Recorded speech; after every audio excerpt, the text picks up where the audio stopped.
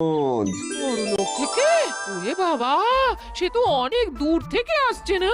আচ্ছা, আপনি আমার বাবাকে দেখেছেন? দেখিনি আবার, রোজই তো দেখতাম। উনি পরলোকে গরু চড়াচ্ছেন। আহারে, খুব কষ্ট হচ্ছে তো।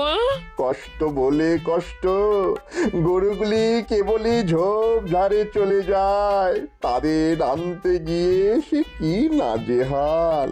পা কেটে যায়, হাত কেটে যায়। আহারে, হায় হায় হায়, বাবা গো, তোমার এত কষ্ট।